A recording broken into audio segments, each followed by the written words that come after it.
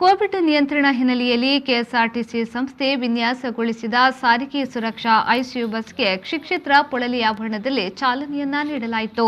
ದಕ್ಷಿಣ ಕನ್ನಡ ಜಿಲ್ಲಾ ಉಸ್ತುವಾರಿ ಸಚಿವ ಕೋಟಾ ಶ್ರೀನಿವಾಸ ಪೂಜಾರಿ ಹಾಗೂ ಸಂಸದ ನಳಿನ್ ಕುಮಾರ್ ಕಟೀಲ್ ಅವರು ಬಂಟ್ವಾಳ ಶಾಸಕ ರಾಜೇಶ್ ನಾಯ್ಗುಳಿಪಾಡಿ ಅವರ ಉಪಸ್ಥಿತಿಯಲ್ಲಿ ಉದ್ಘಾಟಿಸಿದರು. ದಕ್ಷಿಣ ಕನ್ನಡ ಜಿಲ್ಲೆಯಲ್ಲಿ ಮೊದಲಿಗೆ ಮಂಗಳೂರು ಮತ್ತು ಪುತ್ತೂರು ಕೆಎಸ್ಆರ್ಟಿಸಿ ವಿಭಾಗ ವ್ಯಾಪ್ತಿಯ ಬಂಟ್ವಾಳ ಕ್ಷೇತ್ರಕ್ಕೆ ಬಂದಿರುವ ಏಕೈಕ ಬಸ್ ಇದಾಗಿದೆ.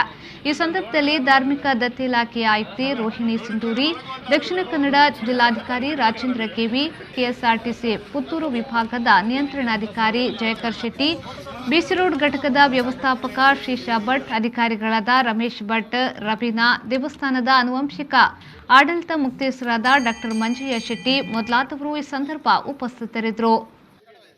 ಸುಮಾರು 1,40,00,000 ವೆಚ್ಚದಲ್ಲಿ ನಮ್ಮ ಮೆಸ್ಕಾಂ, ಕ್ರೆಡೆಲ್ ಮತ್ತು NFPT ಸಹಿತ ಅನೇಕ ಸರ್ಕಾರಿ ಸಾಮಾಜಿಕ ಸಂಸ್ಥೆಗಳ ಮೂಲಕ ಈ ಒಂದು ಬಹುದೊಡ್ಡ ಈ ಘಟಕವನ್ನು ಅಧಿಕೃತವಾಗಿ ಬಿಡುಗಡೆ ಮಾಡ್ತೇವೆ.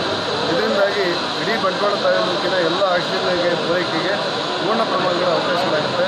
ನಮಗೂ ಕೂಡ ನಮ್ಮ ಸಾರ್ವಜನಿಕ ಆಸ್ಪತ್ರೆಗೂ ಕೂಡ ಆಕ್ಸಿಜನ್ ಸಮಸ್ಯೆಯಿಂದ ಮುಕ್ತವಾಗುತ್ತೆ ಮತ್ತು ಹೆಚ್ಚುವರಿಯನ್ನು ಇತರ ಕಡೆಗಳು ಕೂಡ ಹಂಚಲಿಕ್ಕೆ ನಮಗೆ ಅನುಕೂಲ ಆಗುತ್ತೆ. 1,40,00,000 ವೆಚ್ಚದಲ್ಲಿ ಕೊಟ್ಟಿರುವಂಥ ಎಲ್ಲ ಸಮಸ್ಯೆಗಳಿಗೆ ನಾನು ಸರ್ಕಾರದ ಪರವಾಗಿ ಎದುರನ್ನು ಹೇಳ್ತೇನೆ. ಇದಕ್ಕೆ ಸಹಕಾರ ಕೊಟ್ಟಿದ್ದ ಮತ್ತು ಹೀಗೆ ಮಾಡಬೇಕು ಅಂತೇಳಿ ಮಾರ್ಗದರ್ಶನ ಮಾಡಿದಂಥ ನಮ್ಮ ಸಂಸದರಾಗಿರುವಂಥ ನಳಿನ್ ಕುಮಾರ್ ಅವರಿಗೂ ಕೂಡ ಸರ್ಕಾರದ ಪರವಾಗಿ ಅಭಿನಂದನೆಗಳು. ಅತ್ಯಂತ ಮುತುವರ್ಜಿಯಿಂದ ಈ ಕೆಲಸವನ್ನು ನಮ್ಮ ಶಾಸಕರಾಗಿರುವಂಥ ರಾಜೇಶ್ ನಾಯ್ಕರು, ನಮ್ಮ ಜಿಲ್ಲಾಧಿಕಾರಿಗಳು ಮತ್ತು ಇಡೀ ತಂಡ ಒಟ್ಟಾಗಿ ನಿರ್ಮಿಸಿದ್ದಾರೆ. ಎಲ್ಲ ಈ ಅನುಕೂಲ ಮಾಡಿಕೊಟ್ಟಿದ್ದಕ್ಕೋಸ್ಕರ ನಾನು ಸಾರ್ವಜನಿಕ ಮತ್ತು ಸರ್ಕಾರಿ ಸ್ವಾಮ್ಯದ ಎಲ್ಲ ಸಂಸ್ಥೆಗಳಿಗೆ ಮತ್ತು ನಮ್ಮ ಜನಪ್ರತಿನಿಧಿಗಳಿಗೆ ಸರ್ಕಾರದ ಪರವಾಗಿ